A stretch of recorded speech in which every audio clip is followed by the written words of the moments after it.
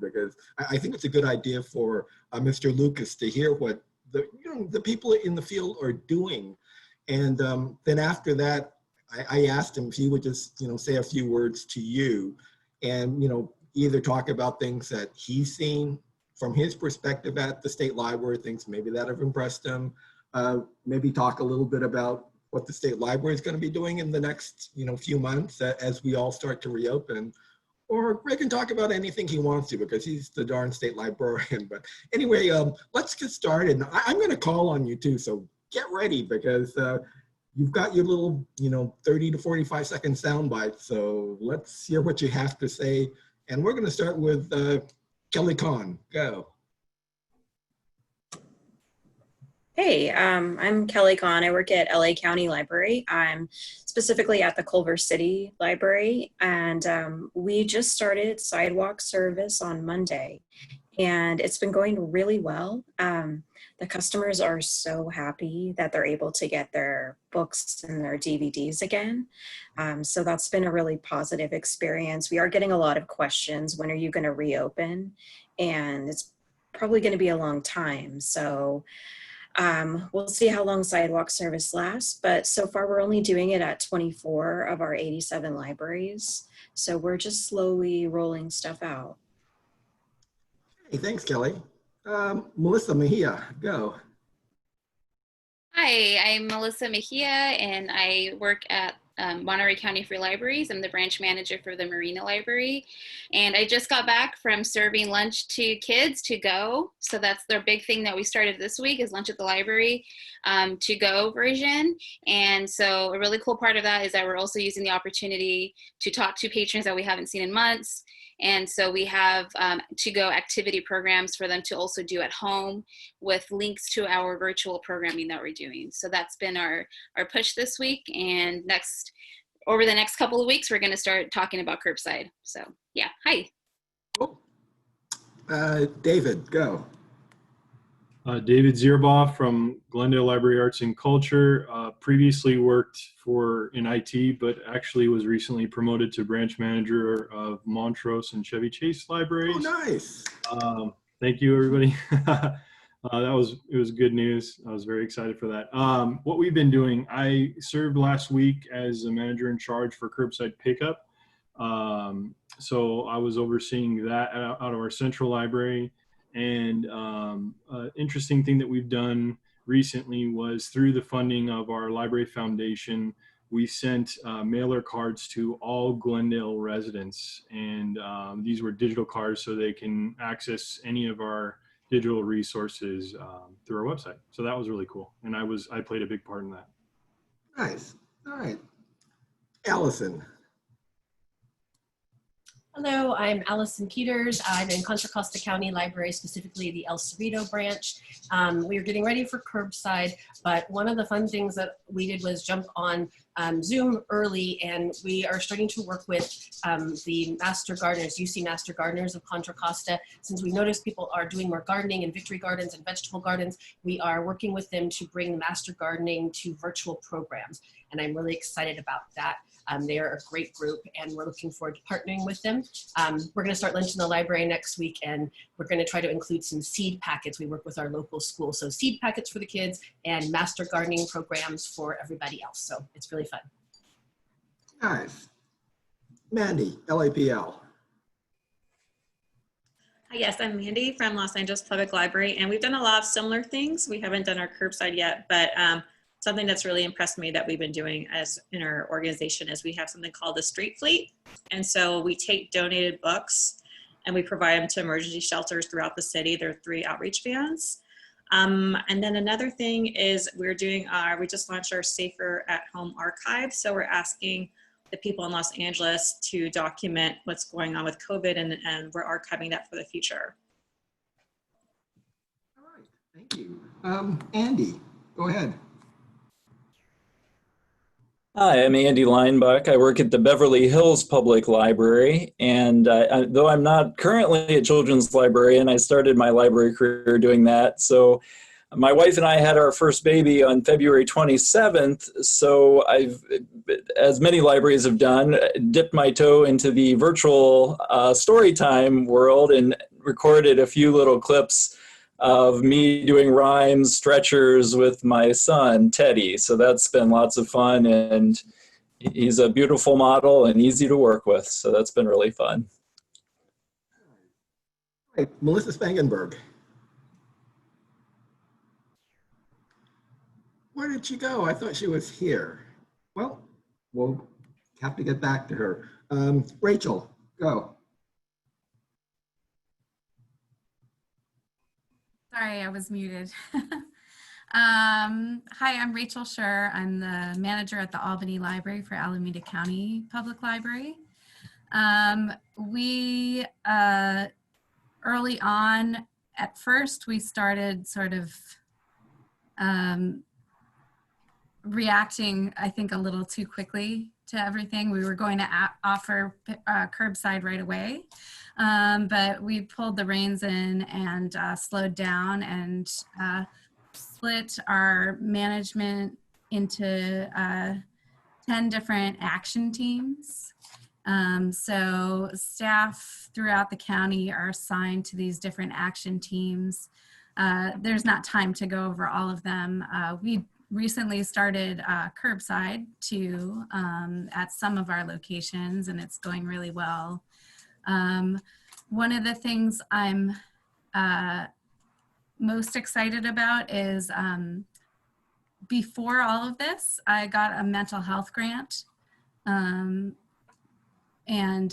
we were working on programming for it, and we've had to completely it was supposed to be in-person programming, and I thought we'd have to abandon it, but we've completely rethought the program. And now what we're going to do, in addition to some behavioral health sessions with our EAP program for the public, we're going to also work with one of our teams as a grab and go team. So I think somebody else mentioned that their library was putting these kits together that people could check out to do crafts and activities at home.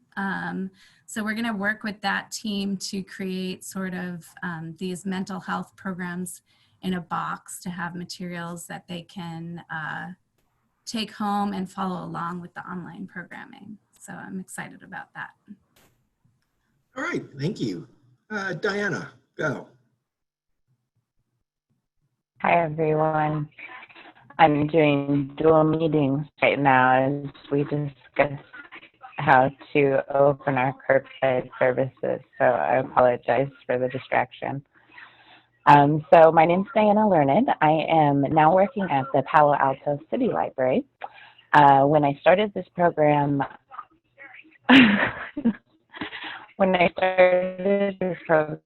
I worked in San Jose as a branch librarian, and now I'm supervising right in Palo Alto. So I took this position in April, and so I've been in a really weird transition place during the pandemic. So one thing that I did do is that at the virtual performer showcase for Northern California, because I help oversee the physical performer showcase. So set that up as a living document so that librarians everywhere can find performers that are working virtually in their libraries. Okay, thank you.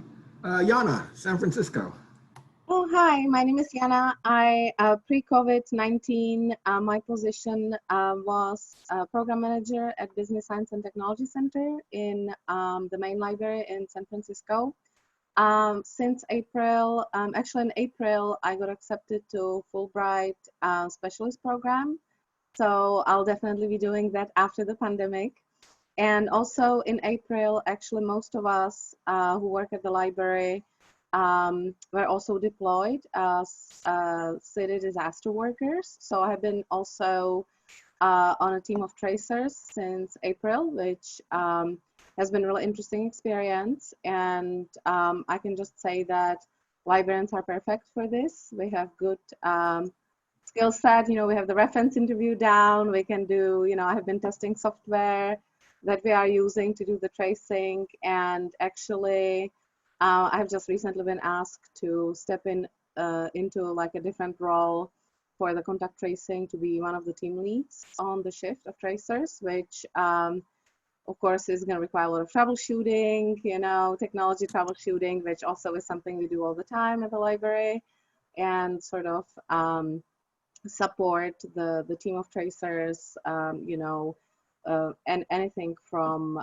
interpreting procedures, helping with technology, troubleshooting. So SFPL has a plan to reopen, but so far we don't have our people back yet.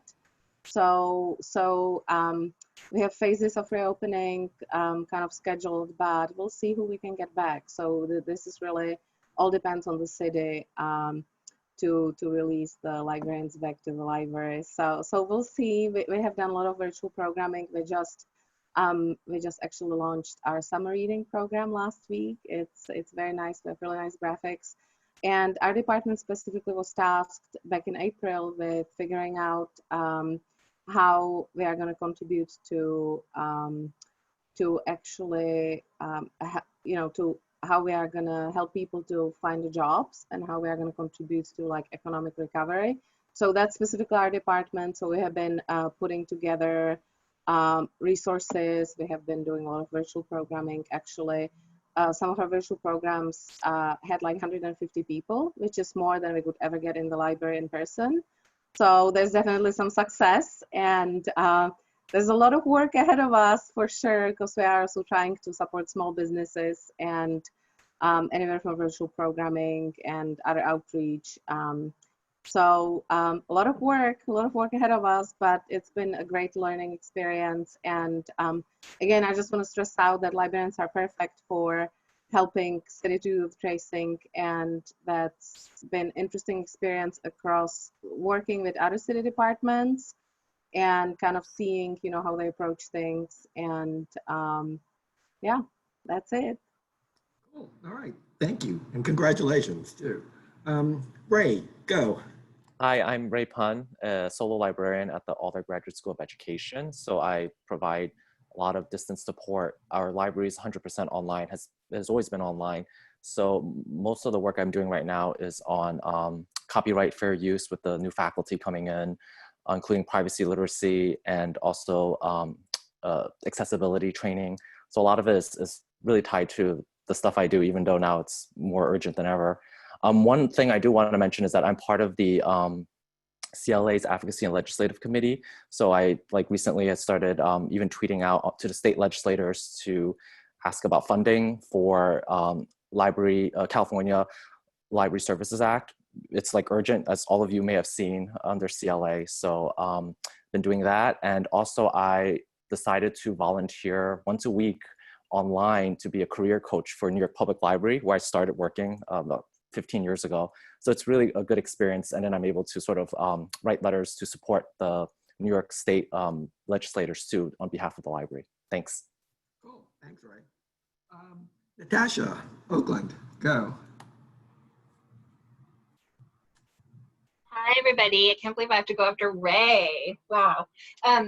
It's good to see all your faces again. Nice to meet you, Greg. And so I work for Oakland Public Library, and I specifically am a teen librarian at 3 different branches in Deep East Oakland. And we finally went back to work last week. We've not opened to the public yet. We're working on getting ready to do curbside pickup, although the public doesn't know. We haven't, communications haven't gone out yet, but we're hoping to start that next week. And so we've been inside the branch trying to strategize on how that's going to work.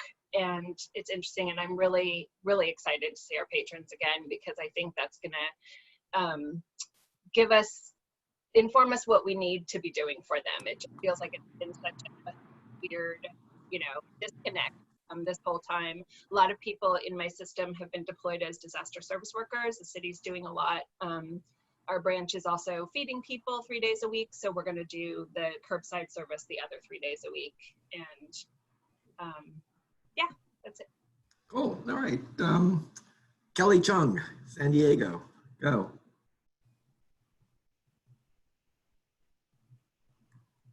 Where is she?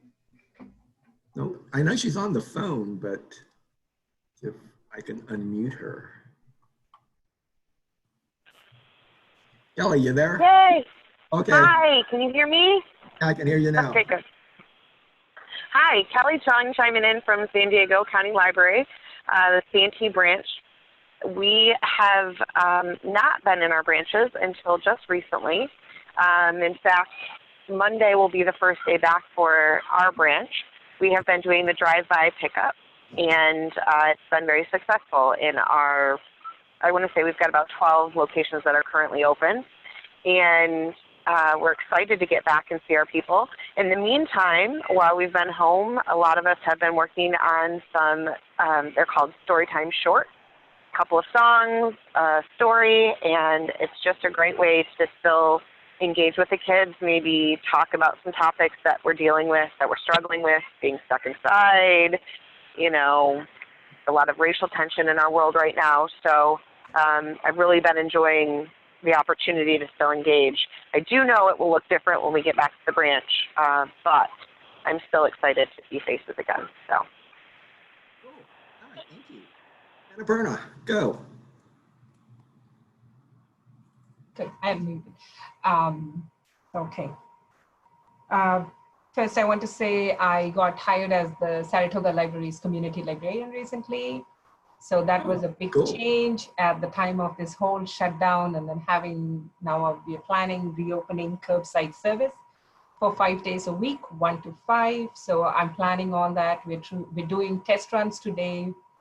We haven't announced the date yet, but we're trying to go live Monday.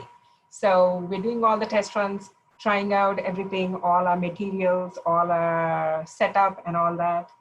And besides that, during this time, I think I learned one thing. It was, I mean, coming from my adult supervising librarian job to this community librarian job, having to look at all the departments, I thought it was an easy thing for the librarians to just change ship from being a librarian in the library to being online and doing these services. I thought they had an easier time just switching everything to online, doing the programs and all that, because recently in May, we had 14 programs and we reached 2,991 people to be exact. So I think they had an easy time doing that, but then the clerks and the pages had a tougher time coming on board using technology and then improving their services, attending classes and all that. So that's what took a large part of my life, trying to bring that department from there into the virtual world and trying to learn new things, technology and all that.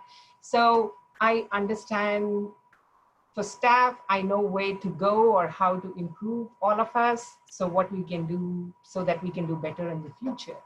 And our patrons are missing us. All the emails that I get now are, when are you opening? Why aren't you open? I can go to Home Depot and I have all these suggestions. So it's really nice. This week I've been sending out happy emails saying, I'm planning for reopening. Please check back the website for updates. We should be going live soon. So it also tells us how much people love us and miss us. So it's a great thing to know that. So I have all these people's names, and we'll be contacting all the people who took the time to write emails to us and let them know this is starting. So I thought it's just a personal touch and it might be helpful and kind to them. So good luck to you all too with your curbside and other services. Bruno. All right, and Stephanie, go.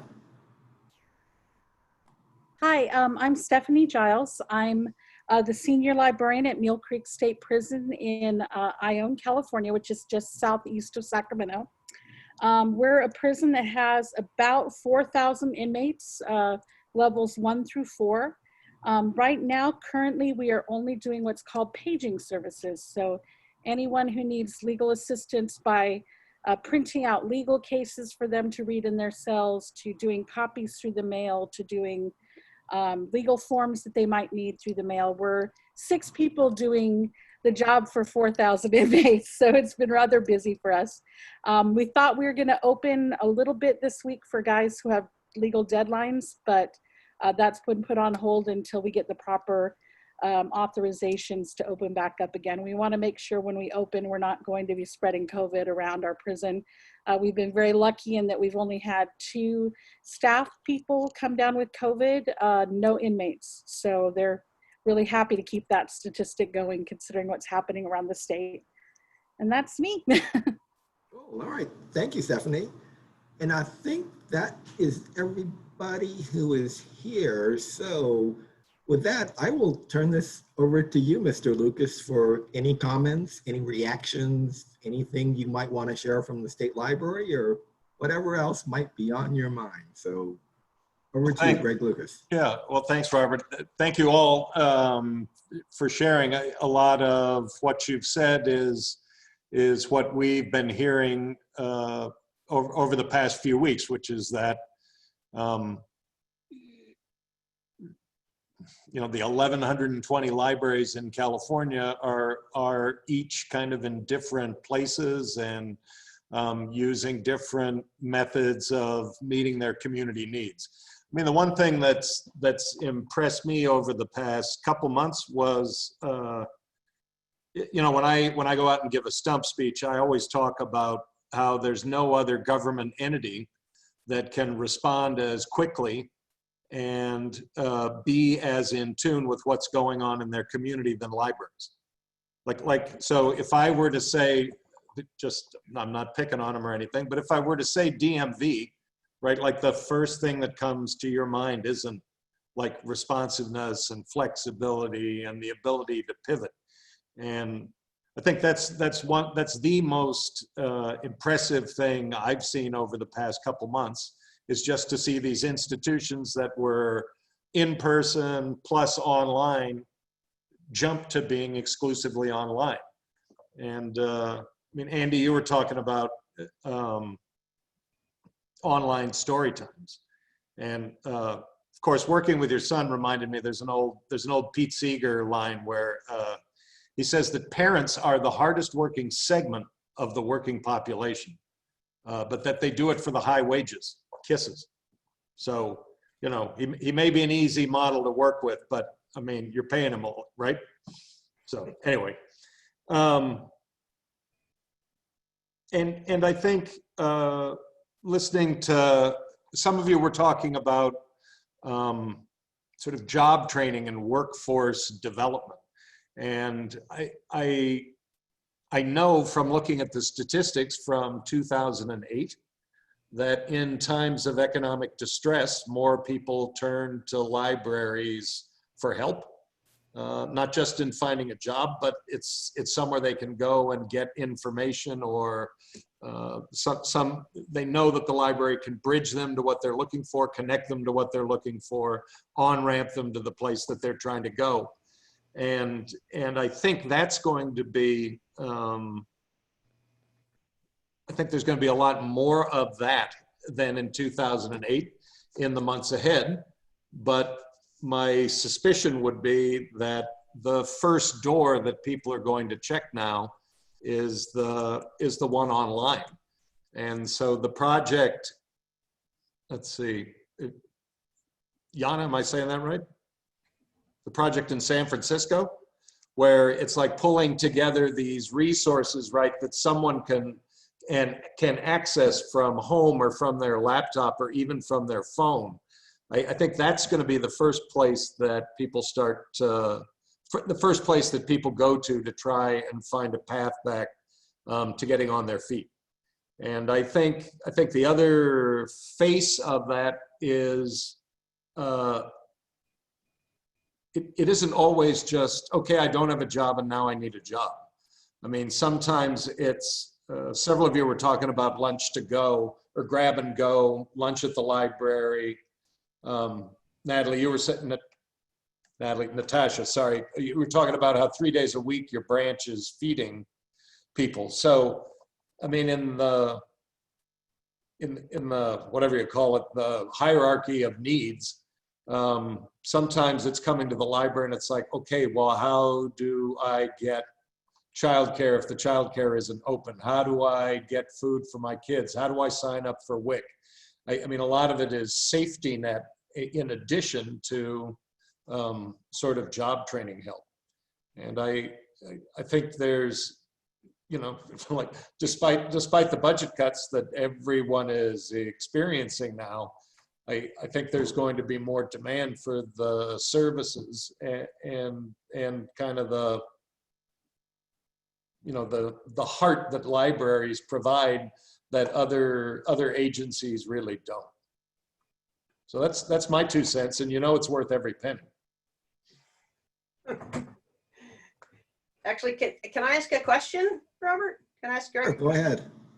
I mean, at your level, Greg, is it possible, like Yana was talking about, being in the position of contract tracing, and I'm assuming we all agree that librarians are, you know, especially well suited to that task. Is there a way to sort of, you know, advocate for that, the libraries taking on that task kind of statewide?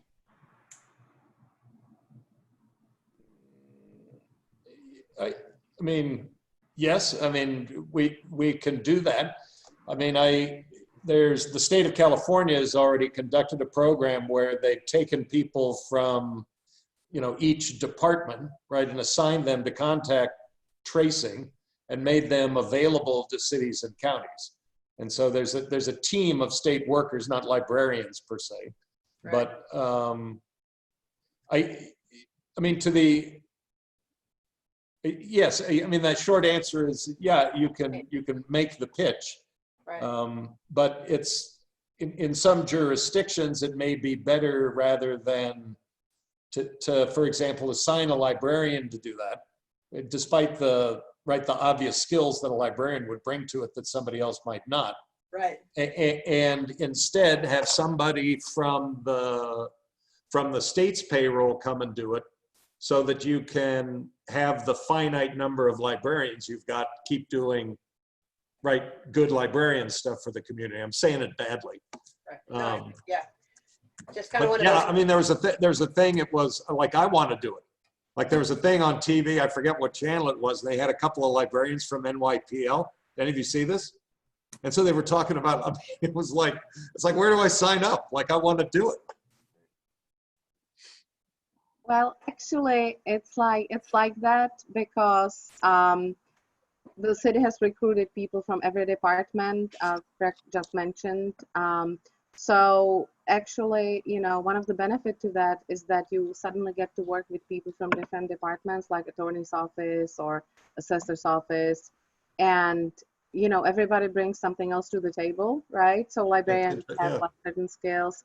Like we bring, a lot of us bring like language skills, you know, which are really important in the tracing. And, you know, other folks bring just other things, and you just kind of like learn from each other, which is actually really cool.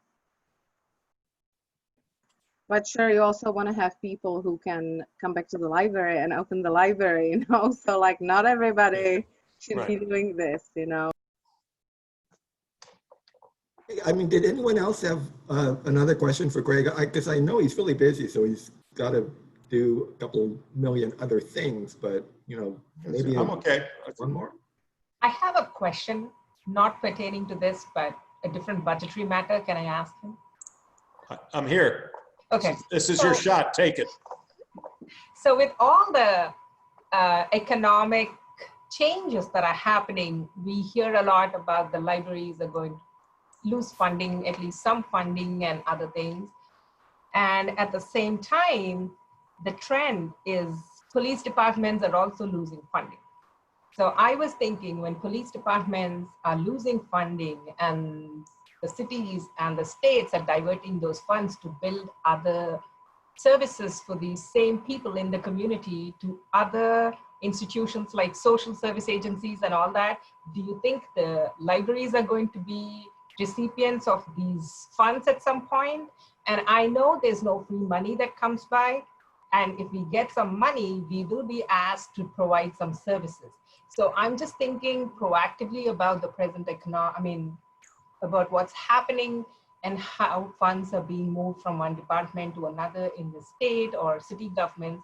So I just wanted to understand if there's anyone else thinking about it, or the state library or any other libraries thinking about it. Well, the short answer is yes. The slightly longer answer is, so, I mean, there's never really been a time, there've been good budget years and less good budget years, but there's never been a time where, you know, libraries can go and do whatever they want. Police and sheriff's departments can do whatever they want. The social services can deliver their services in a 21st century, you know, thoughtful way with follow-up, you know, and child welfare services that are, you know, meeting with people on a regular basis to make sure everything goes well. So that's never happened. And so situations like this, where budgets become constrained, I mean, the answer, it's what we should be doing anyway, but it's figuring out how we can work together and create these kind of collaborations where, so if it has to do with job training and workforce development, well, the library has a terrific relationship with the local job center or the local workforce investment board. And there's reciprocation, right? Somebody comes to the job center and like they don't have a high school degree, so they can't go to the community college, they can't go and get I'm making it up, a manufacturer's technician 1 certification, right?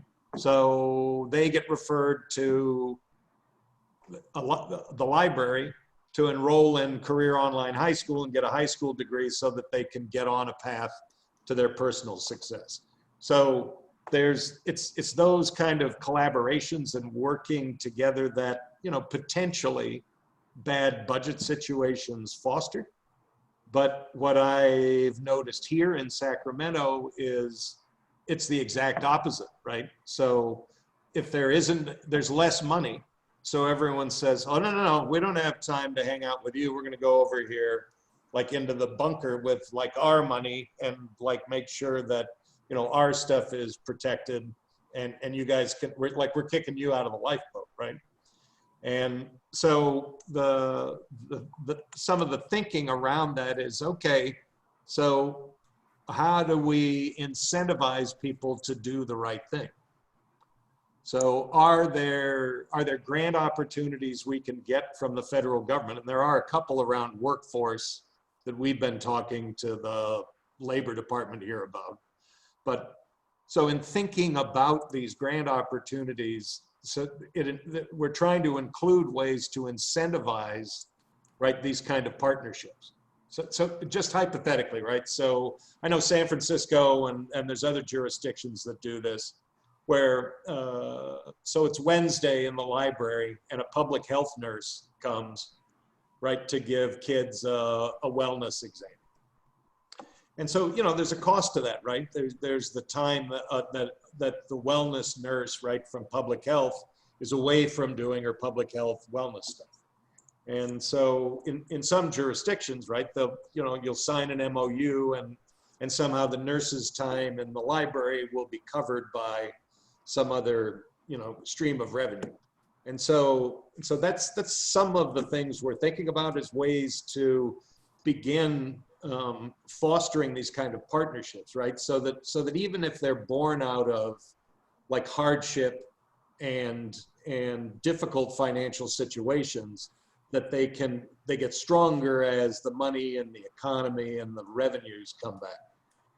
Did that in any way answer your question? It did. I thought it was a great filibuster, but I'm hopeful it answered your question. Yeah, it's giving me some ideas, some other things to think about. Yes, okay. That's where it starts. Thank you. But you know, I mean, not to belabor it, but so like you're a city, you're a county. There's a bunch of stuff that the state makes you do that you have to spend money on. You don't have any choice. It's like you can't say, oh no, we're not going to do like child welfare services anymore. Yeah. But two of the things, right, that cities and counties have discretion over, I mean, what are they? It's like police and fire and libraries. So there's been this traditional kind of, well, you know, it's a choice between public safety, and public libraries. And I think it's more obvious when there's plenty of money to go around. But even in times like this where budgets are short, I mean, one thing I see more of than when I started doing this 6 years ago, is a recognition of the value of investing in a library. So this is just an analogy, but okay, there's a rash of home burglaries because people are addicted to opioids, right? So they're breaking into these houses and they're stealing stuff to support, their habit. And so to deal with that, right, you have to put more peace officers on the streets to deal with the sharp increase in home burglaries that are due to this increased opioid addiction.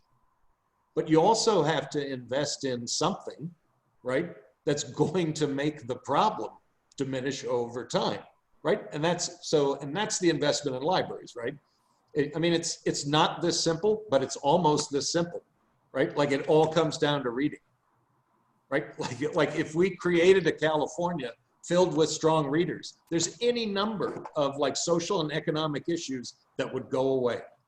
And libraries play an absolutely essential role in that, particularly before kids start going to school, right? And so it's that kind of investment where you put in a buck when a kid is like 1 or 2 or 3 or 4, right? That's going to pay off like 10, 15, 20 times in the future. Like if you teach me to read, right? Odds are I don't do crime. I mean, just as a start, and then I get a better paying job because I can read, right? And can pass a written test. And when I get a better job, then I get to pay more in taxes. So more money comes back to the libraries and they can do more cool stuff for more people. So, all right, I'm off the soapbox. What do you want me to do now, Robert? Thank you. Well, I just want to say, we're got a bunch of stuff we have to do, but hey, thanks so much, Greg.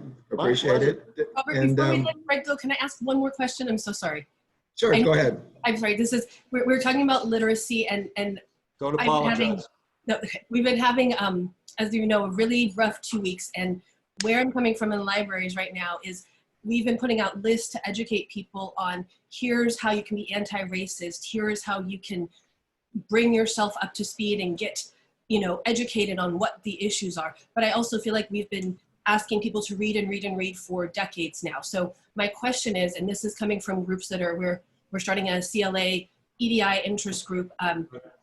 From your perspective, and this is way simplifying it, but what is one thing that we could be doing in libraries that will help people still continue to feel safe, welcome, not aggravated in a library space? It's not the books, I don't think. I just need to know, what do you think one thing we could do to work on? Well, I know it's a crazy question. I know. No, it's not crazy. I mean,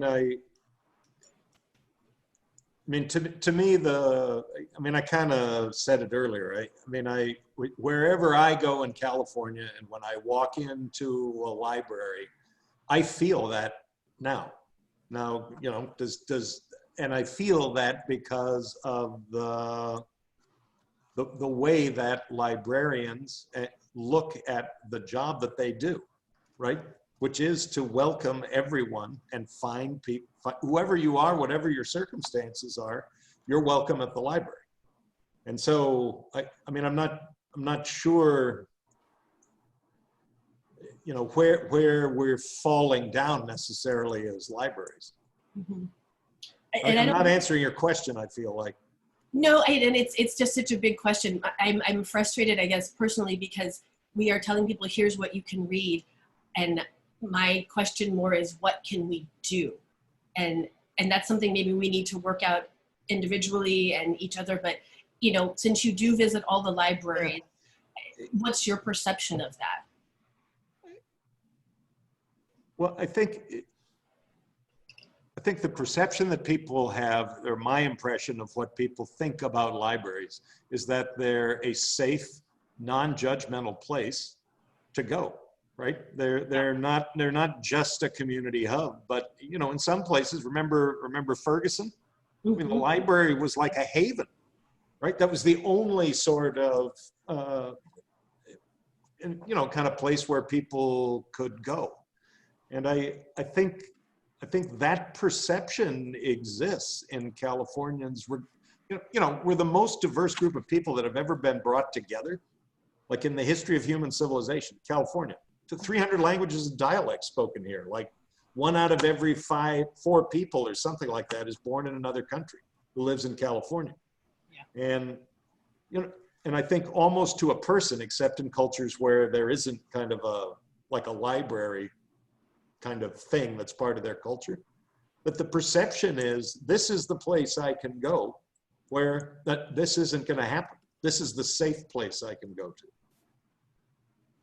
That actually does help, because it's one of the things that we're working on with our own EDI group, and we're trying to ask how we can address this situation right now. And I think continuing to remind people that they are safe and welcome in the library is necessary. So that does help. And so somebody comes in and says, well, what can I read to understand better what's going on? Mm-hmm.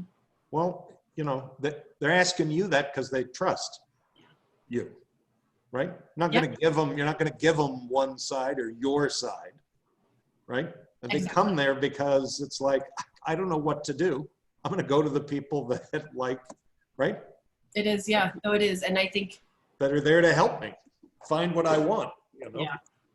And we're doing that. And I think that's a big step as well. So thank you.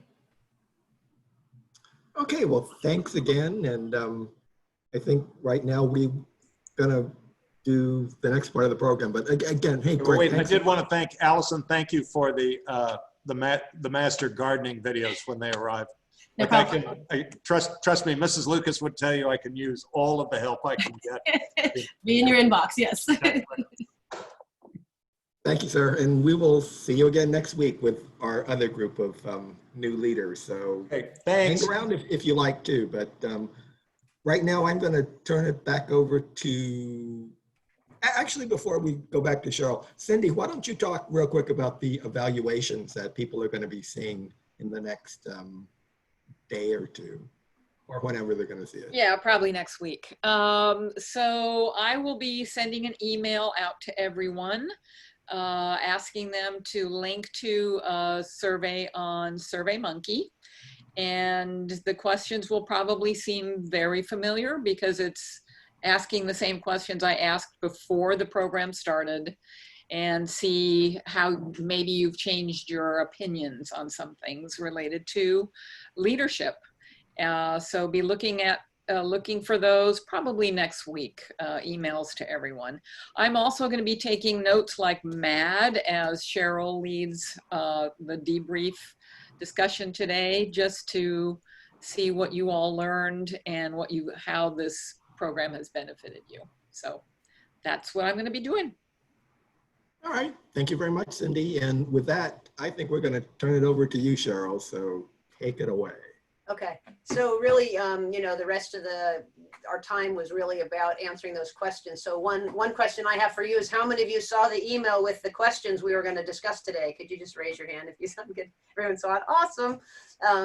And I prefer that people sort of choose the question that's most interesting to them and answer that one. And we're going to try to do what you are already doing so beautifully, which is keep your answers to kind of, the 45-second arena, so that we can, and ideally we'll get kind of 3, maybe 4 people to answer each question. And again, if someone feels like, hey, wait, I got something to say, then just speak up. So please stay unmuted unless you don't need to, and we'll try to just kind of, again, act like we're all in the room together having a conversation. So I'm going to go ahead and just go with the first question, which was, how has this changed you? To answer any way you want. So somebody want to answer that one? I'll answer. Thanks, Alex. So it's changed me. I feel like, and I'm still working on this, but and I loved the video that you sent, because I'm trying to be unapologetic about being a leader and taking leadership on, and recognizing that people are looking at me as a leader, and I have the capability to be that person, and I need to just run with it sometimes. So I didn't really have that before. I had a lollipop moment this week, which was really wonderful. One of the managers in my library branch, we got on a call, the League of Women Voters. We just thought it was, hey, listen to this call and then tell us what you think after. And the League of Women Voters looked at us and said, so librarians, what do you want to do? What's your plan? And we were completely unprepared. So I just started talking, which is what I do sometimes. And but I did have some ideas behind it. And one of the managers after said, wow, I can't believe you came with all that. You were prepared. And I was, no, I wasn't. This is just what happened. She said, well, you helped, you led the thing. You inspired us to give more. Thank you for bringing that. So it was really encouraging and wonderful to hear that. And I thank all of you for getting me to that place. And awesome. That's great. Thank you. Someone else. Who will answer that question? How has this changed you?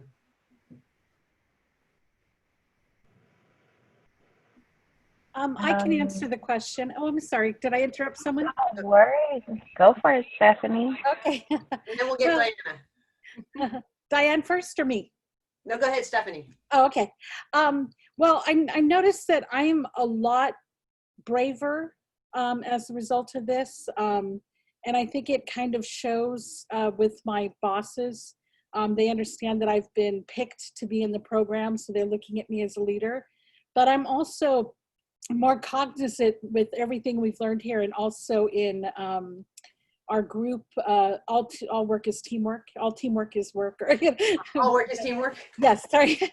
That I'm becoming more aware of how I behave in the team and how I can be part of the problem or the solution or help my team. And so it's kind of made me more brave, but it's also made me more self-reflective. Nice. That's awesome. All right, Diana. That was a good answer. I feel like I wasn't going to say that, but I feel that way too. I definitely am turning inward on myself a little bit more and hopefully making changes. I'm sorry, I'm in these two meetings and I'm totally blanking. So what I was thinking is that it's kind of demystified the process for me of like what being a leader is, because I think that's where my lack of confidence was. Just that it's something bigger and something more kind of like what the video described, something that I couldn't quite attain or wasn't ready to attain. And so just being in the process with a lot of you, going through the grant review process with Bev, going through the process of getting a new job, it's given me a lot more confidence and maybe made me kind of question that mindset that it's something beyond where I'm ready for. So I'm good. Nice. Very nice. Anybody, one more eager to answer that question? I'm Or I going will to move have on. to chime in here. Yes, Donna. So yes, so I'm just going to say here that there were two things that really resonated with me during this training, and two things that are on my mind like constantly, and that's what Robert said in like very first sessions, which was basically be okay with who you are, because this is who you are and that's all you're gonna get. You're not gonna get any, this is it. So that's actually really profound, and that's been on my mind, and it made me feel better about myself. I feel more confident. I feel like it's okay to speak up, and I definitely give myself a break now more when I say something that I think is not as smart, or maybe I'm like, oh yeah, that was a stupid comment, but hey, it's out there, and I'll get over it. I'm okay with that, and that's huge for me. And also, what Cheryl said in one of the trainings, everything is an offer. That's like absolutely like, that's huge for me, to like in my approach, in how I work with people, in like conflict resolution, all of it. It's like it really changed like how I do things. So this has been great. And also, I'm gonna add here that having other people to sort of consult with and be part of the group where I see people are dealing with similar situations and issues. That's also been very helpful because many times, you know, we can't talk about these things to our coworkers or anybody at work, right? So this has been huge. Like that's been definitely a huge benefit that I've never had before. So thank you. Nice, excellent. Oh, that's so lovely to hear from people. So the next question you might think is similar, but I'm going to ask other people to answer it. So it's, what's the most valuable thing you got out of this experience? So we'll ask, looking for 3 more people. Yeah, Annapurna. You know, it's going to sound like the first question. For me, it helped me identify or rediscover myself because, like the others said, I don't think I had the confidence when I said something. And some things that I've learned here is it's okay if I don't have all the information. I mean, I'm learning, we're all learning, and it's okay not to have, but then get to the answer or find the solution together as a team. And as my role has changed, I also noticed that I'm using more skills in different ways too. Like we did that facilitator workshop and that has helped me. It's not just facilitating meetings, but facilitating the job, the service, people. I mean, even including their careers. I mean, these are things that I'm using every minute, every second of my life. So I really value that. And in my role, I'm thinking, hey, does the manager mean being a facilitator? This is a thought that was going through my mind the other day, because I'm making sure that everybody is successful or giving them confidence, pushing them along so they can move forward. And it's the same thing with the patrons. That's what we do for them every day. And then I'm doing the same thing for staff. So I think I have more confidence in myself to do that now. And this leadership cohort is what that's given me, what I received through this. Yes. That confidence to do it and to be in a better position to help others. So Yes. I value that very much. Thank you. Thank you very much. All right, someone, yes, Natasha. I wrote this down because I'm really bad at speaking off the cuff. So it's helped me to redefine what leadership is. It's not, I guess going into it, I thought it was something that you were handed as like, you're going to be the manager and you're in charge. And it's as much about knowing yourself and your work qualities and your communication style as it is being able to delegate. And I think along the lines of what Annapurna said, using your power to support those who don't have it is so crucial, and it feels like something that can be that we can do in every single situation at work. It doesn't have to be about facilitating a meeting, but to use those, especially the meeting facilitation training that we had, I think was the one that I took away the most from, that I find myself using every day. Just in working on defining leadership, it's about collaboration, listening. That's what I've been trying to really work on. Visibility, being visible, supporting the vulnerable or underrepresented groups, doing the difficult thing, moving toward challenging situations, making decisions, speaking up. As I said, using your power to support those who don't have it, recognize the value of the diversity of the group, and cultivating potential in others. Nice, thank you. And I think Melissa had her hand up on that one. Yep. Yes, I'm going to echo Natasha. I think for me, before the program, I had been told by many, oh, you're a leader, but I didn't really feel it. I just kind of went with it. And I think in the past, I spent a lot of my time at work looking at what people above me were doing, and I still do that. But during this time, I've spent so much more of my time looking at all the other staff and how I can kind of help amplify some of their skills and their voices. And I've noticed that I've become a drastically better listener out of this, which I am really, which I know has changed me. So I think that for me has been one of the most valuable things. Awesome. Awesome. Wonderful. Okay, is there anyone else who's excited about that question before I move on? All right. So the next one, and again, these may be hard questions. What was missing from this experience? Is there something that you feel like, oh crap, I really need this, and that's, didn't happen? But besides the fact that we didn't actually get to do everything, which is that's really it for me. I wanted to see you guys in person way more often, but I did too, definitely. Yeah. Is there anything other like chunk that feels like, wow, there's a big hole in my sense of leadership, and here's what it is. Does anyone have anything like that?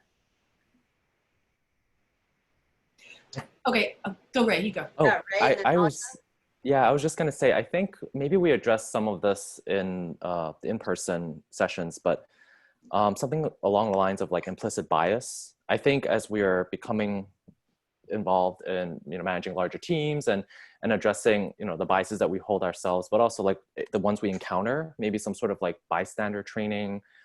I think that some of it was what was said earlier about the positionality of diffusing the power or like elevating other voices.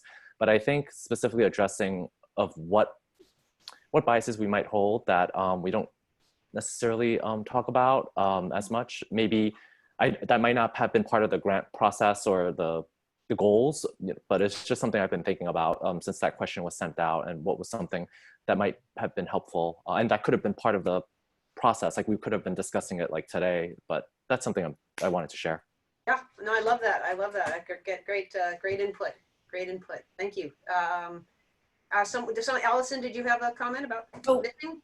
Yeah, well, I guess it's a difficult one, and we talked about it, I think, in some of our in-persons, because we were developing leadership skills and conflict resolution and things. And I think I keep coming back to what, someone said in one of our early meetings that you have to always be there for your directors and the librarians and the managers. I need to understand how and when to challenge the people that are in charge. And do it safely and do it constructively. Because I don't always agree, but I can't always run off, half-cocked and be crazy. So I need to know how to do that without disrupting everything, but maybe it is disrupting everything. I'm not sure. Well, that's a great question that we could probably spend a couple hours talking about as a group. Yeah.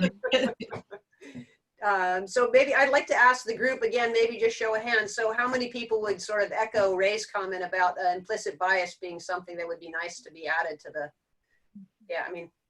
kind of, again, obvious. And how about Allison's comment, how and when to challenge people? Kind of this, yes.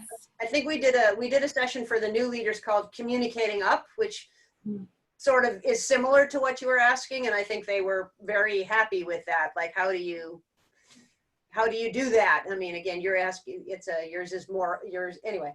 So yeah. Same kind of thing though. Yeah. How do you communicate up? Right. There's definitely some skills there that are kind of learnable, succinct kinds of things. And I don't know, maybe there's enough money in the grant, we can do that session for you guys. I'm just giving a little plug for maybe doing that for you guys. Thank you. That'd be great. Yeah. Is there a third person who'd like to chime in about this? Is great input, by the way. What feels like it might have been missing for you? Yeah, Rachel?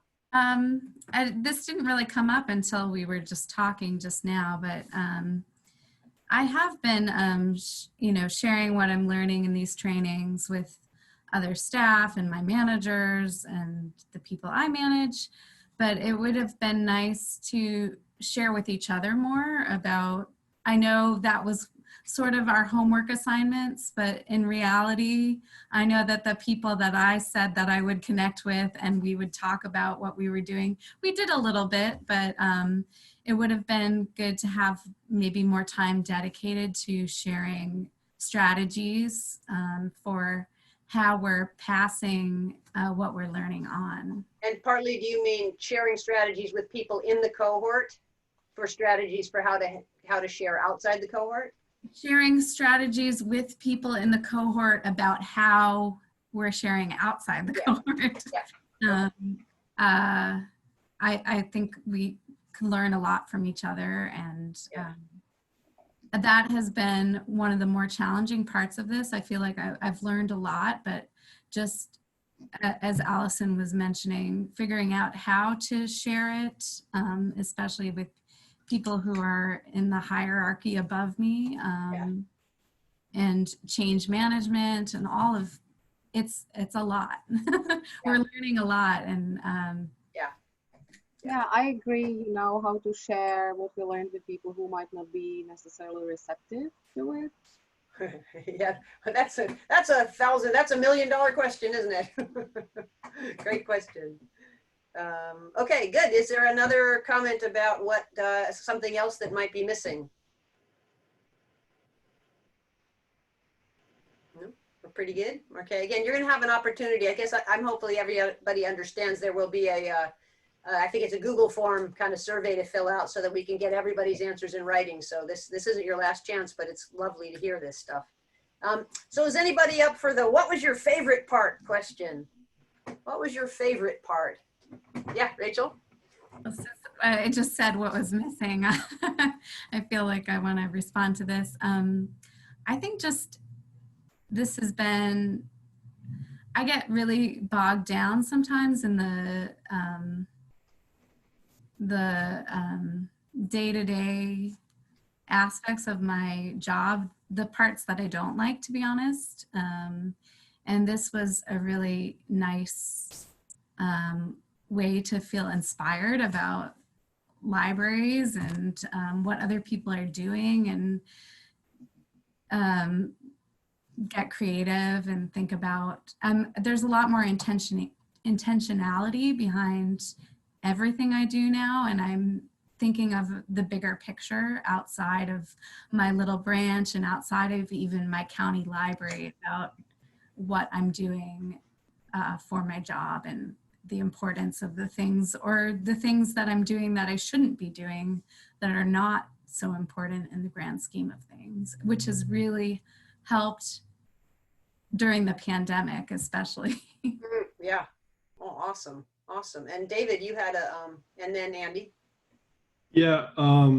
So I wrote some stuff down because I also like to be a little bit more prepared and not just go off the cuff. But I just want to say, like, I really appreciated the diverse group of people, and I mean that in many, many different senses, because the opinions that you all had and the viewpoints that you all had really, really opened up my mind, and it allowed for me to see, you know, everyone's different perspective, and mine is unique, and so is everybody else's, and that's something I really appreciated, being able to connect with you all. And I don't do a lot of like mingling with librarians in general, and I don't go to like CLA as often as I should.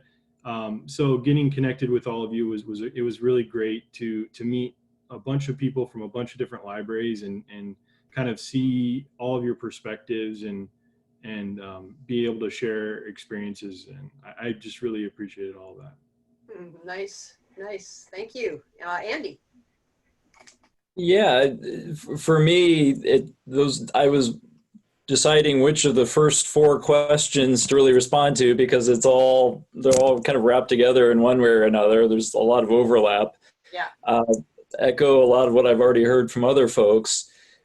For me, definitely my favorite part was being together in person. And yeah, and then that was what was missing, was just doing Zoom. And I don't know how many other people on here just kind of have Zoom fatigue. And it's hard for me to feel the same connection with all of you now that I did in person. And I really enjoyed that.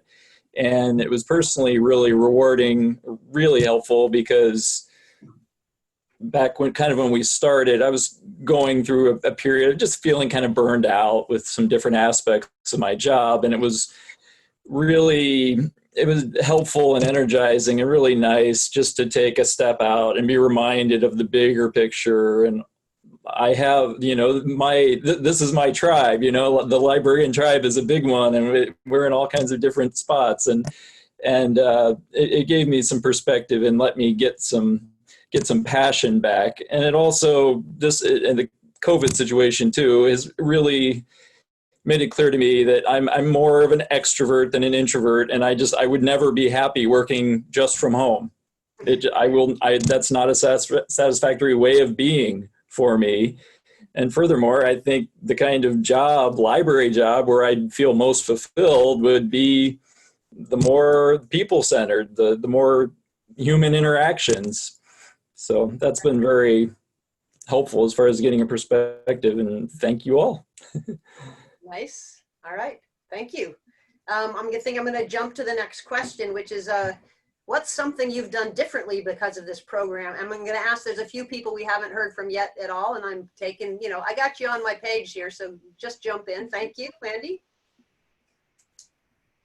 I think people have already said this, like there have been more confidence. And so I feel like I've always thought in the back of my head, like, well, that's something a director would do. Or, like, I just felt like there was like, I didn't know like I could do stuff and be proactive about it. Like I could stretch the limits. So something I've done differently is, I think I love the developing leaders interviews that Robert's been doing while we've been in the pandemic. And so like someone said like, ambition was like such a dirty word, and it's not. And so I've been kind of running with that. So I pitched an idea to do a proposal for ALA, and that got accepted. So that's going to be launching next week. So that's something I would not have done like a year ago. So that's been pretty cool. Oh, nice. Oh, awesome. All right. Thanks. Who else? Someone maybe who hasn't spoken up. Is that Kelly? Yes. Okay, so kind of echoing what a lot of other people have said, but I do feel more confident, but also I think that I've opened up communication a lot more because I felt a responsibility to address something that maybe in the past I would have let go or brushed under a rug, especially with the most recent training, constructive conflict. I think I've looked more to address things that are going on that make me uncomfortable and, try to get problems resolved. And I think a year or two ago, I might not have done that. Great. Thank you. Thank you. Do we have another, something you've done differently? Is that Melissa? Have we heard from you yet? Sorry, maybe I'm not doing my check marks correctly. I mean, I can also talk some more though. That's, just confidence. I think, I spoke up. I've been speaking a lot more during our manager meetings. I noticed that, and people have noticed too at work. They're like, oh, Melissa, you're kind of taking charge now. So definitely confidence, and just knowing that, that my experiences are valuable, and they are something that I need to remind folks, as we have certain important conversations right now about what's happening in our country. I know that I have a responsibility to participate in those discussions through my own experiences, and I don't know if I would have had that confidence if I hadn't been part of this group. So yeah. Nice. Lovely. Yeah, Annapurna. So this is something that happened to me 2 weeks ago. I was talking in a meeting and I mixed up, I still am not sure if I'm saying it right, the Komodo dragon and the bearded dragon. And I was in a meeting with a lot of people, and instead of saying the bearded dragon, I said, somebody has a pet Komodo dragon. And then somebody asked me, do you mean a bearded dragon? And, I never had the sense to laugh at it and make a joke out of it. But that meeting, it sort of ended up being a joke. And then I didn't mind it at all. I mean, I was the one who broke it, and the atmosphere was so light. I don't think I could have done it in the past. At the end of the meeting, and I said, guys, when I was talking, I researched on the site, and yes, it is the bearded dragon, not a Komodo dragon. So we all laughed about it. And I could never do that. If I made a mistake in the past, I would always beat myself up. And I'm like, could I have been so stupid? How could I have done that with so many people? But in this situation, I was in a different place completely. And I said, I just made a joke of it myself too. And I think that's the confidence I've received by being with you guys, meeting other people like me. And I don't know where exactly I got it, but that is the difference I saw. Yeah, wow, that's awesome. That's fabulous. This is awesome. So how about the next question? Again, unless somebody, I'll give you a moment. Is anybody kind of excited to add to that? Something you've done differently because of this program? I definitely lead meetings a lot differently. I really, your point about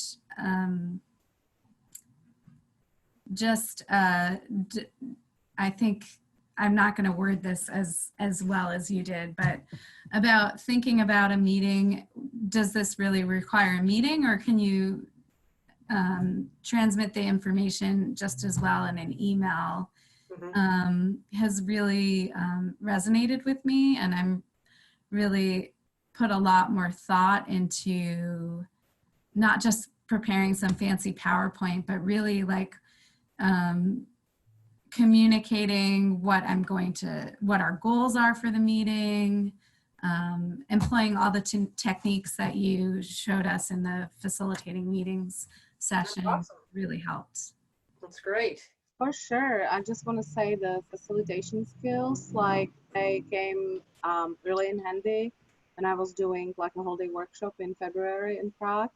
And I was, I basically just took a lot of the approaches from our group sessions and all of it. And, I wasn't very confident, but, once I was there and I was doing it, I used like a lot of different approaches, small groups,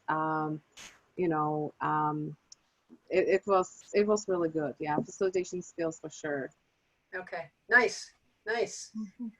So I'm going to go ahead and go to the next question. So if you think about how this has helped your branch or department, and again, I realize as we move along, you may have sort of partly answered the questions, but we're going to ask it anyway. So can somebody say, how has this helped your branch or your department? The fact that you have gained these skills and gained the confidence, or what, any of that is fair game. How has it helped your branch or department? Well, many times now I actually don't address issues that I would be like very, issues that I feel very strongly about and that I felt responsible for addressing them in the past. I kind of like learned to pick my battles, and that's a really important skill. And just the freedom of not feeling that as a leader you are responsible for everybody and everything that goes wrong in the department, and sort of like not holding yourself responsible for that. It's like, oh no, it's an offer, it's not an issue that I have to address.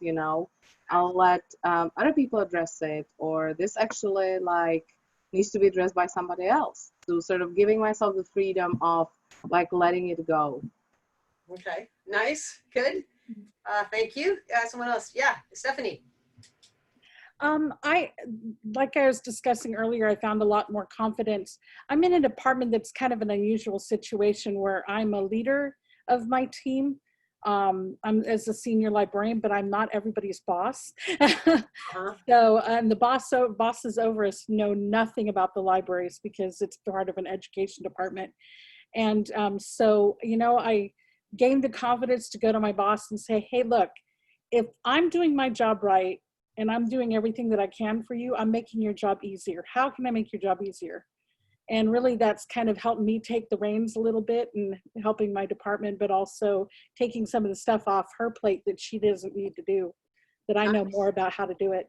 Right, that's awesome. That's awesome. Good. One more. Anybody got to help your branch or department? I can speak to that.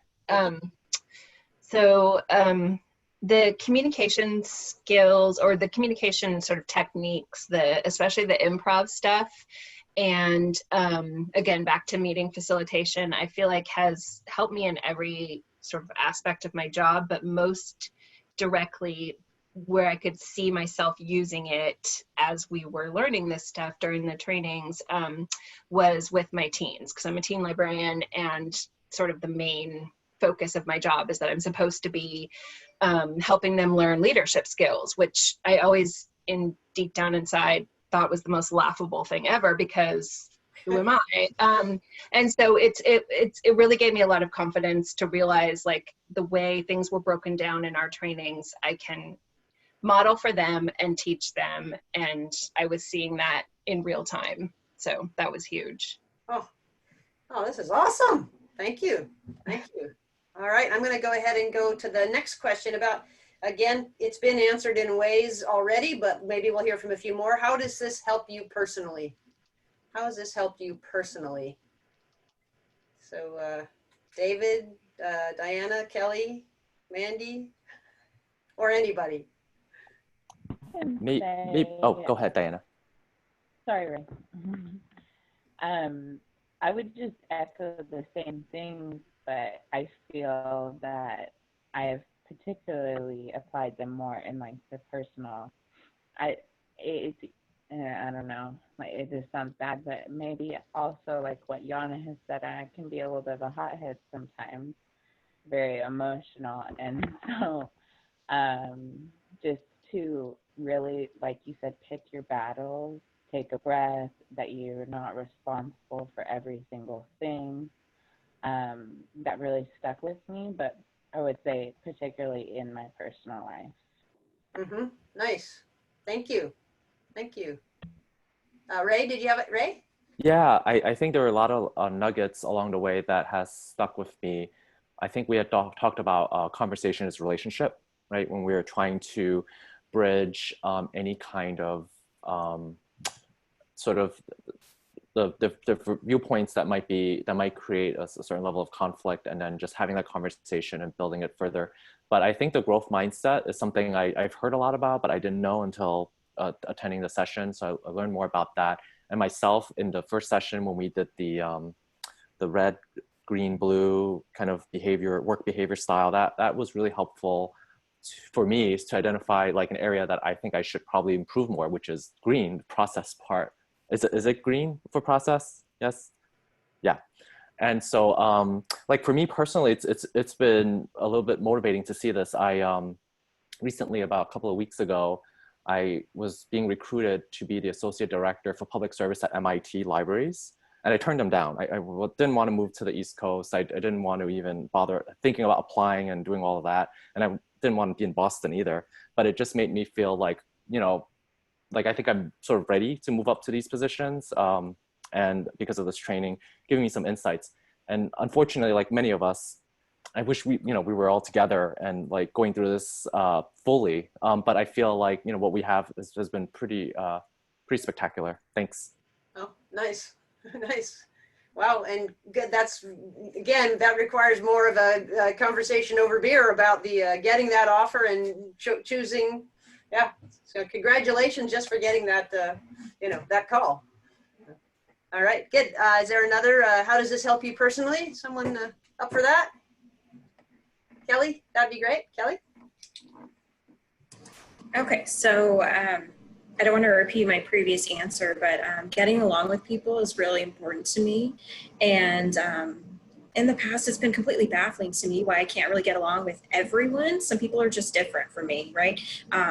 But doing the first exercise, the green, blue, red, and hubs, that I thought was really helpful for me personally, like in my personal life, because people are just, thinking differently for me. And I know this is a pretty obvious answer, but I thought it made a pretty big impact on how I interacted with, especially with customers, just coworkers too, but not so much because they're all very professional. But customers have always thrown me off a little bit with their expectations and demands and sort of like their difficultness.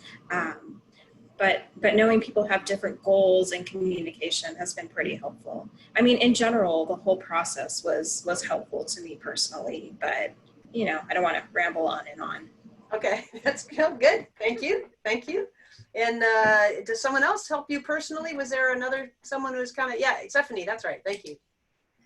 Sorry, part of that course that we took, I don't know how many of us were able to take that. I shared the 4 horsemen with my husband. Uh-huh. Yeah, and so that was cool to read. So I had to share that with him. That was great. So Stephanie's referring to, a couple of people took the, I do an online class on all work is teamwork. So every year through Info People, I do 2 online classes. They're the only ones I typically do. One is called Communication is More Than Words, and one of them is All Work is Teamwork. So I know that everybody, I think everyone in the cohorts had an opportunity to sign up. So that's what Stephanie's referring to, some material from that class.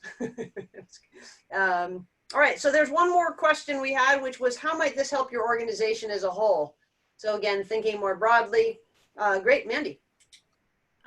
So this is a credit to Robert and Christine and you, Cheryl, but like I've been thinking a lot about like what would Robert do in this situation? Like how can we, because you know when we were stuck at home, we were telecommuting, and I was like, what are we gonna do? Because everyone was like hodgepodging these webinars, and so I actually took the playbook of what we've been learning and have been doing that every week. So like 1 week it was like communication, 1 week was like EDI, one week was like leadership, and it was like TED Talks and webinars, and it was broken down piece by piece. And then I learned a lot about the SAFE question, because we have like a Basecamp, which is kind of like a social media project manager tool.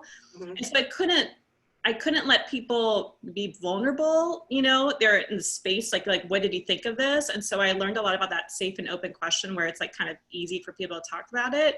And then I've been able to present it to other managers, because our branch did a really good job with it, and they were learning a lot. So I think it wasn't what I anticipated doing in the beginning when we had to I think one of the goals when we were accepted was that we would be bringing what we learned to the organization. I did not think that was going to be what I would be doing, but it's helped a lot. Mm-hmm. Great. Nice. All right. Someone else. How might this help your organization as a whole?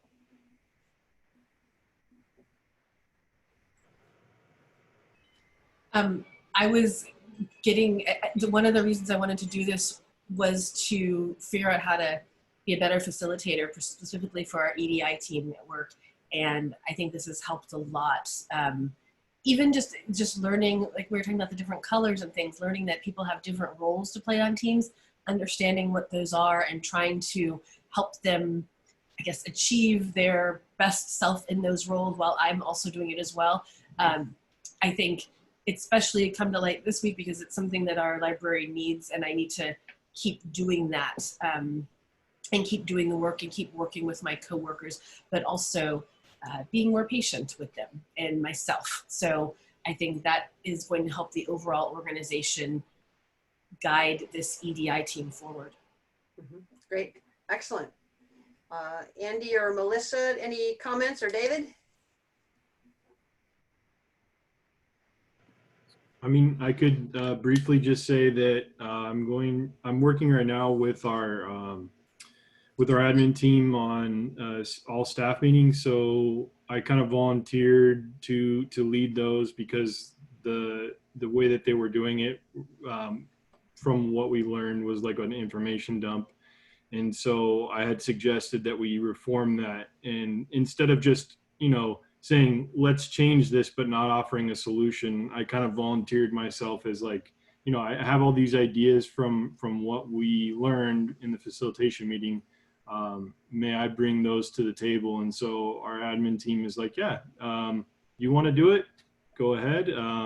Let's see give us an idea of what you think. And they really liked it. So I've been putting those ideas, and we're going to be doing a digital one, which is going to be interesting. But I was facilitating a meeting with our planning team to make sure, we stayed on track, and I was using those skills. And I feel like in that sense, I think that admin is very happy with the direction we're going for the all staff meetings, the new direction.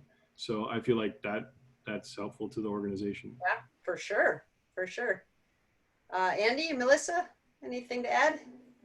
Well, one thing I wanted to say quickly was not any one specific thing that I picked up, but I've been really thinking a lot lately about how just getting ready to go back to work and bringing people back together again, like how to take advantage of this in terms of, could this be a reset, and kind of a chance to start things fresh in some ways. and what are possible ways to take advantage of what could really be a good opportunity after a long time away.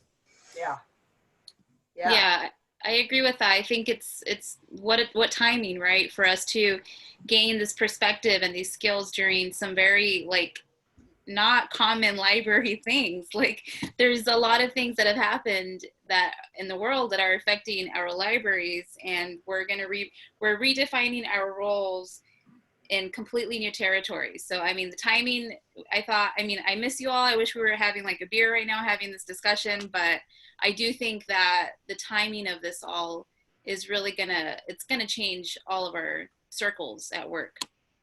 Yeah, for sure. I didn't have, so that's kind of, those were the questions we were gonna, work with together. And I had on my calendar that we were going for an hour and a half, which we are at now. So I don't know if we can spend sort of 5 more minutes and then see if people just want to visit, or does anybody have Robert or Christine, is that our 5 more minutes? And then we'll, everybody good with that? I actually thought we were going for 2 hours. So Okay. I mean, I'm not going anywhere for the next 25, 30 minutes. So Okay. Well, I didn't feel know free to that. carry on. Yeah, I wasn't sure what If people anyone were has to go expecting. to that, that's totally fine. Okay. Well, one of the things, I didn't really have a kind of conversation or prepared around the video that people watched. And I sort of feel like you guys were echoing some of the sentiments already of what he was saying. Like, it feels like you're kind of saying the same thing in your experiences as he was saying, which is, you sort of at some point acknowledge that, leadership isn't the position, it isn't handed down, it isn't magical, that it's more just kind of taking the moment and making a difference. That's kind of one way to look at it. And it's okay to mess up. It's right. We don't have to be that hard on ourselves. All the things you guys were saying are, to me, I mean, it's not that you're saying them because of me, but it warms my heart to hear all of that. I mean, it's really, that's like, we can change the world with that stuff. That's what it feels like to me, that if each of us could kind of pick up some of that stuff, and if each of us can spread it, even if it's just one other person, or it's a little piece of that with different people, which is, I think, really how it happens, then kind of we can be the change we want to see in the world. And I actually believe that's kind of the only way it happens. So again, for me, it's really great to hear the things that you're saying. I had kind of written down a little quote from, anyway, I don't know where, it doesn't matter where it's from. Leadership can be defined very simply as accomplishing change through the efforts of others. It is just as true regardless of where your job ranks in the organization's hierarchy, or what kind of organization you're in. And I thought that was an interesting kind of statement, and I'm going to read that kind of the punchline. Leadership is simply accomplishing change through the efforts of others.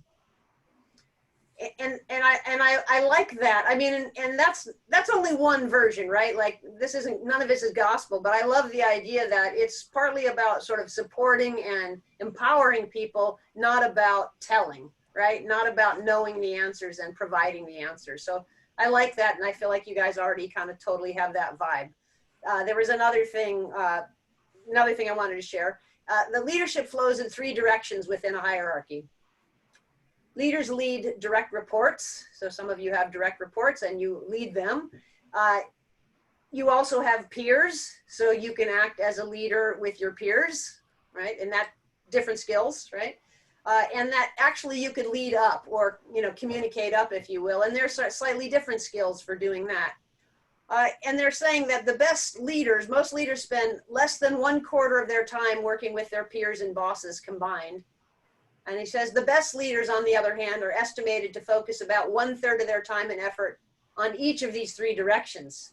So you're sort of equally thinking about, right, your direct reports, your peers, and your bosses, if you will. So not so much again, you guys are super smart, so I'm sure that makes sense. But it's another one of those things, I think, to roll around in your head. Am I just kind of waiting to be told and then focusing on the people I'm supposed to support? Am I really kind of part of this whole, the whole picture? Again, so I don't know if that's not useful, just ignore it. But I think that's, for me, it's sort of a useful concept, right?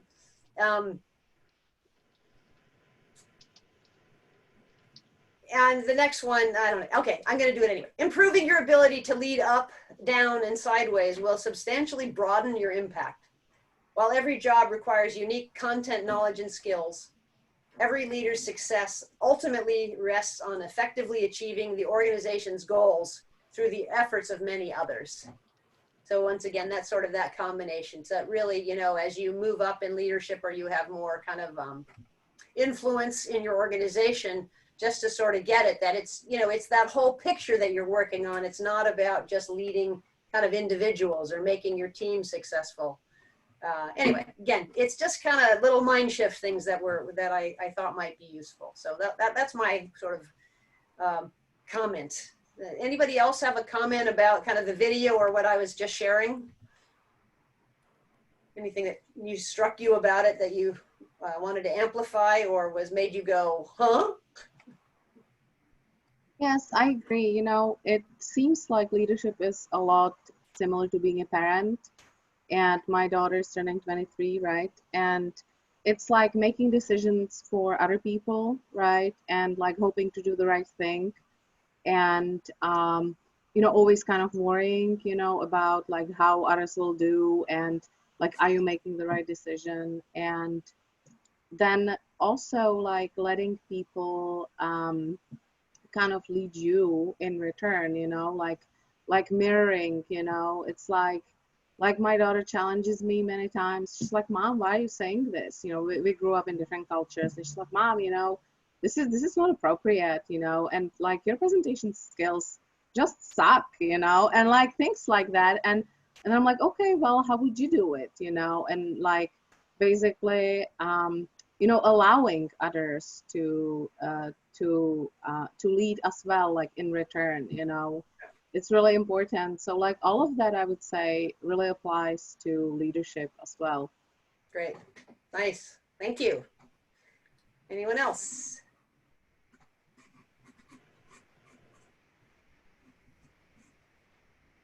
I think just communicating more about it. I think in the beginning of the video, he said, how many of you have told somebody that was an inspiration or helped you that they were a leader to you? And I thought about it, and I have started doing that more. An example is recently our leadership at the library at the beginning of this pandemic had made a number of decisions that the other managers, including me, didn't agree with, the middle managers. And nobody was really speaking up. We were just speaking amongst ourselves. And I just realized that I had to do it, and I spoke up, and they actually listened to us and they made changes. And I made sure that I thanked them for that. That I thought that showed great leadership on their part, that they were willing to be open to that feedback and to change the way they were going to do things. So nice. Yeah. Nice. Yeah. Real quickly, so one of my shameful confessions is that I flunked kindergarten the first year. I was 5, I was a young 5, and I was just not ready. So second year of kindergarten went much better, and I had this fantastic teacher who gave me all kinds of great books and really helped me read. And so I think it was about 10 years ago, I was a children's librarian, and I thought, I need to track down Mrs. Gurley. And it took me, I think, weeks to figure out what her first name was and to track her down. But I called her up eventually and was like, okay, is this the Mrs. Gurley that used to teach kindergarten in this school in this year? And she said, yes. And she was so confused, but I thanked her. I told her that she was my teacher and where I was today. And it was extremely rewarding to me. I mean, it was clear that she felt really good, but I was struck by just how rewarding it was to me, just the action of like tracking her down and saying thank you. So, nice. Yeah, good. That's awesome. That's awesome. Yeah. Anybody else?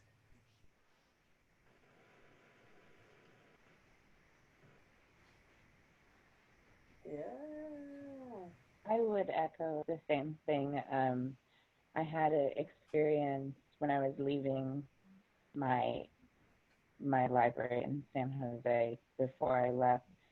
It was a real bummer because we had planned like a big party, and I wanted to also have time with the patrons that I've worked with, and so that didn't really happen with COVID. So we snuck into the branch, don't tell anyone, and we had mimosas while we were checking in the returns for the day while we were closed.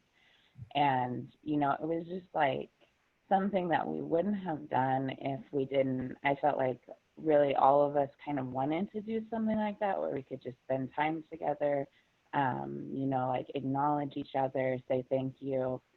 And we were all kind of timid and unsure to say that. And so me leaving kind of was the impetus to do it. But in doing it, we had such a good time and kind of connected and appreciated each other. And at the end, someone was saying, why, we've been together all this time. Why have we never done this before? And that really struck me that I didn't really have the confidence to say, like, let's do this, because I wasn't sure that other people wanted to, but, apparently they did. And so that's something that kind of made an impression on me. There just needs to be someone in the group to kind of ask or suggest something, and there's no harm in speaking up and saying something. If it doesn't work out, so what? Yeah, I mean, I don't know if you guys know this, and I don't have any research behind it, but it's a kind of a common thing, like even in facility, if you're in a group and something comes to mind and you really have a question either about something that's going on or something that's missing or why is this conversation happening, then there's a good chance that, at least several other people have the same question. And for me, just knowing that has really helped me ask the question, so if you're feeling shy about asking because it's like, well, I'm the only one that has the question. The truth is I get a lot of confidence. And the reason I probably look more confident, than some others is that it's just like, I'm pretty sure I'm doing this for the benefit of the group. And that makes me feel super confident. Right. And even if nobody appreciates it later, that's okay. I'm still pretty sure it was a good thing. And then it to kind of, again, amplify that, if I'm in a meeting and somebody does ask a question that I appreciate, I do try to let them know that I appreciate that they asked, because it's like that thing about rewarding the behavior we want. And even if I'm not leading that group, I still feel like I'm still, that idea of support your partner, I'm still supporting my partner, even if I don't have, and again, to be honest, every once in a while, someone will say to me, like, it's none of your business to tell me that was a good thing. Like, you're not my boss. And I just feel like, okay, sorry, but generally I feel like I'm going to say thank you and appreciate people's talents and skills and contributions whenever it hits me. I'm not going to fake it, but if it hits me that, oh, that was a cool thing you just did, I'm going to say it. Right. So that's a nice thing. Good. Any other comments, or Christine or Robert, anything we should, Cindy, something to do before we kind of finish up? Well, I get the last word here, of course, since I had the first word. So Yes. Once I do my thing, we're over at that point. Okay, well then let me just say one thing before. Yeah, keep going. Right. So I just want to say that it's really wonderful to meet all of you, and it's really super exciting.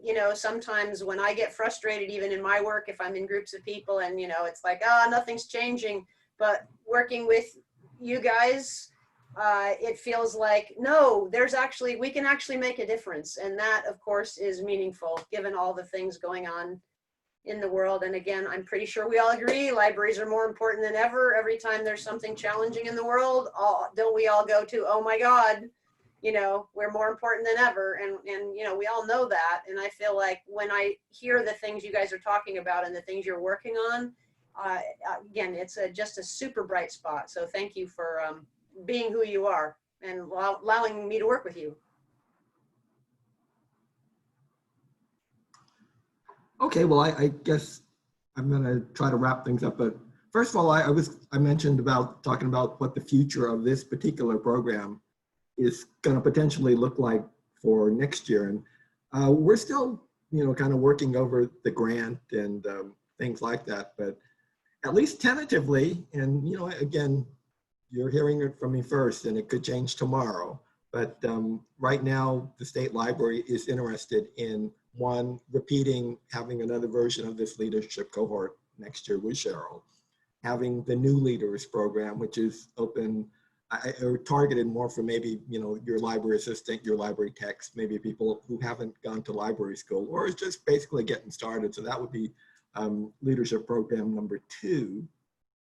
Number 3 would be bringing back something that we did last year, what's called the Leadership Challenge. And it's just basically getting groups of people together from throughout the state and giving them some kind of an issue to address that is common to, most libraries in the state of California. And I know some of you, I know Rachel, Eric from your library did it, and Madeline from LAPL. There are a few others of people that you worked with that actually did the program. And I think it's, it was real interesting because they, one of them addressed the issue of the census. One of them actually did something along the lines of EDI. One was about early childhood learning.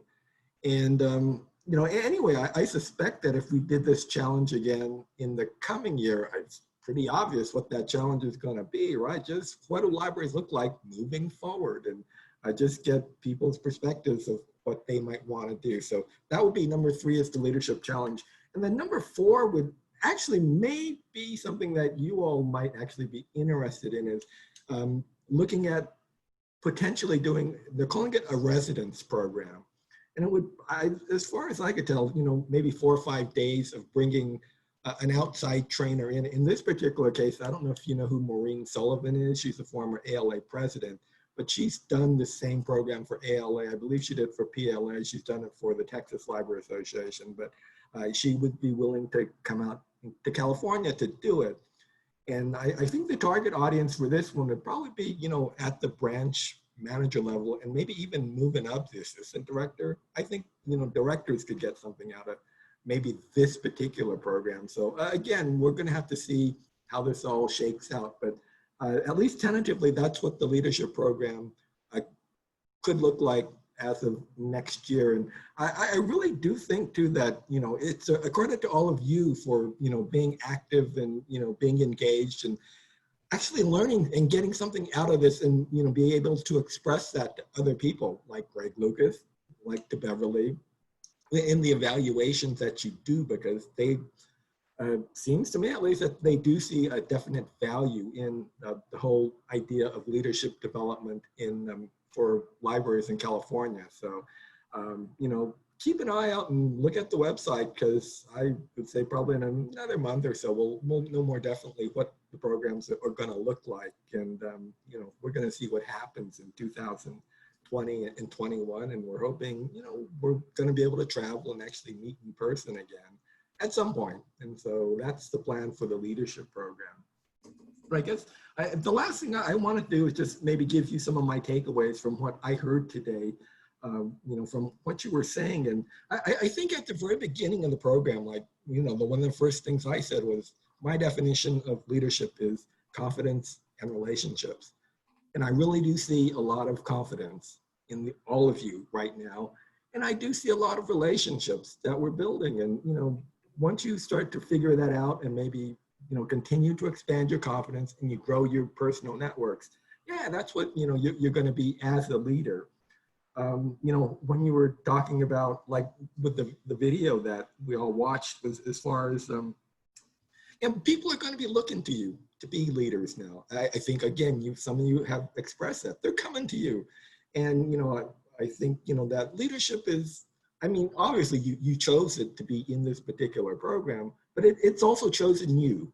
And so don't forget that, as you move on in your career, through life, whatever it is, not only, in your personal, your family life, but you know, specifically at work, people are going to be looking at you, and the words that you say are going to resonate, and you're going to be real surprised that, like in that video, they were talking about, you know, you can make an offhand comment that is going to make an impact on somebody at some point, and you know, maybe 2 months later, 3 months later, like, you know, Andy following up with his kindergarten teacher, what, 25 years later, that thing will happen, because it's happened to me so many times. It's just some comment that I made, or, you know, something that I said, maybe something that people just observed what I did.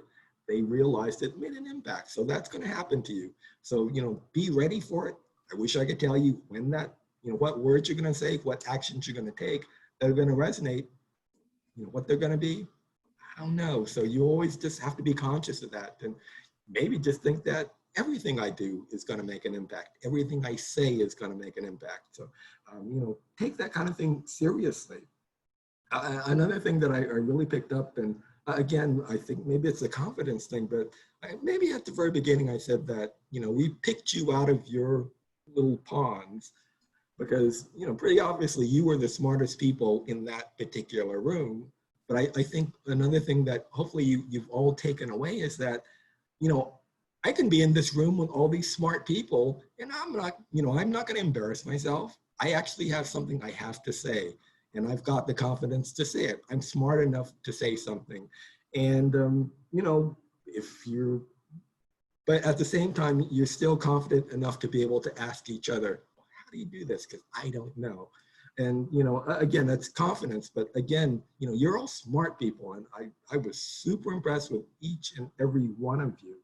And then something that I think Natasha said about, yeah, you're starting to realize that you have power or authority. Use it. I mean, use it for the good. You know, take advantage of the fact that you can do this, that you can use this power that you have to help others who maybe don't have the same voice that you do. But, you know, you've got it. And so, again, always be conscious of the fact that, yeah, I've got this. Don't abuse it. But, you know, be able to very judiciously figure out, when am I going to use it? How can I use it to help the most people, and, you know, maybe help the people that need it the most? Then I think probably the very last thing is that my favorite moment or moments from this cohort experience for me was, it was definitely at the facilitation session, because at the beginning when Cheryl was explaining to you, you know, how meetings work and how you show up in small groups and all of that. Yeah, okay. But when you actually got up in front of the room, and I saw each and every one of you do it, is just how to lead, how to run a meeting. And I was just so impressed. And I realized that at that point, you know, there's very little I have that I could, you know, tell you this is how you do things, because you already got it. And you know, it sounds like you're continuing to, you know, refine those kind of skills, your leadership abilities. So, you know, continue to do it. It's an ongoing process. And, you know, until the day that you walk out the door and you say, I'm never coming back, well, then I would hope that you're going to continue to want to refine these skills, to learn from others, learn, you know, more about yourself. And that would be great. But, and, you know, the other part of my favorite thing is, again, just some of the conversations I had with you. I mean, for some reason, well, not for some reason, but I always seem to be on the same flight with David and Mandy going up north. And so we would hang out at the airport at a time, we'd all Uber back afterwards and, you know, be able to spend time doing that. Or I had this great conversation with Ellison. We were, oh, you took a bus or something to go to the Millbrae Library, but we walked over there and, you know, had, you know, 10 minutes just to spend with her and learn more about her. And I also had a really just good conversations at the bar. I remember a nice conversation with Amy from Sacramento, with Natasha, you know, when we were in Ontario. And I just thought, yeah, this is great. These are people that I think are the future of my profession. And, you know, I'm just really happy that, you know, you're going to do it, because, you know, our library or your libraries are going to look very different as we reopen, and what they're going to look like in, you know, 3 months, 6 months, 2 years. I have no idea. But you're the people that are going to decide in, you know, great part what these things, what your library, your services, what they're going to look like. So, you know, really good luck with that too. And, you know, whether I can help you, I don't know. But, if, you know, I'm always maybe good for an opinion or not. But just you've got, you've got the skill. I think you've got the confidence now. You've got the relationship. So as you move forward, well then, again, just take it very seriously and just, do great things, not only for your coworkers, but especially for your community. So with that, I, unfortunately would have to say, we're not going to say goodbye to the cohort, but at least for now, we'll figure out when we're going to meet, whether it's going to be in Pasadena, 2020 or whenever it is. Well then, good luck. And I thank you all for, what you brought to this particular program. So there. Christine, do you want to say something?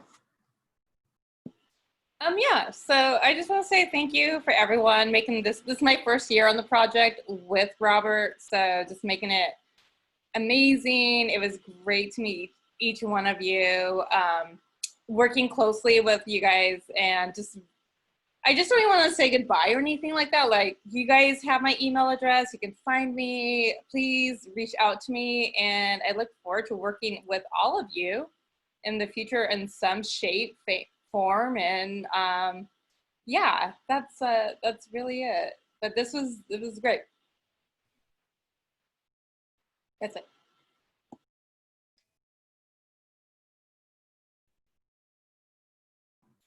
Well, okay, I guess with that, well then, we are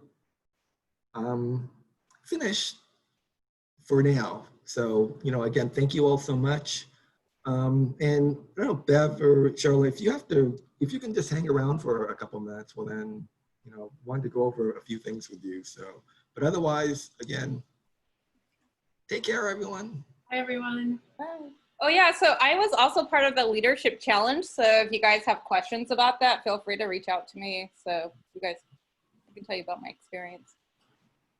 Thank you for everyone who facilitated and supported this. It's been such a wonderful chance to meet all of you.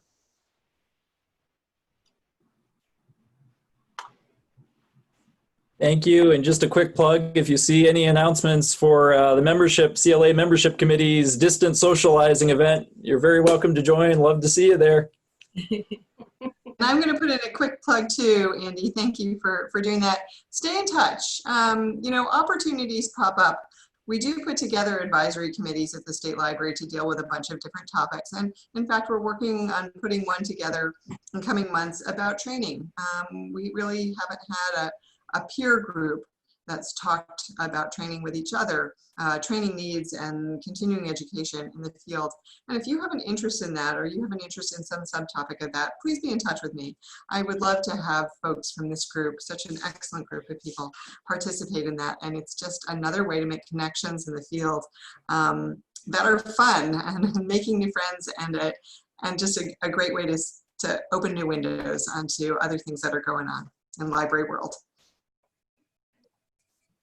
Cool.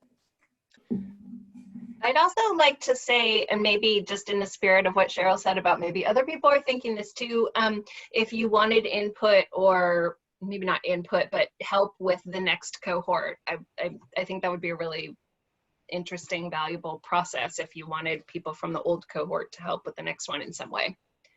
I know I'd be into that. Careful what you ask for, Natasha. Yeah, I got to speak because I work on another project where there were two separate cohorts of people, and I said, why don't we bring them together? One's at the end of its cycle, one at the beginning. They're like, I don't know. And it was the best, the most productive outcome of everything that we've done in that entire project. And people remembered that one meeting really well. So thanks, Natasha. That's cool.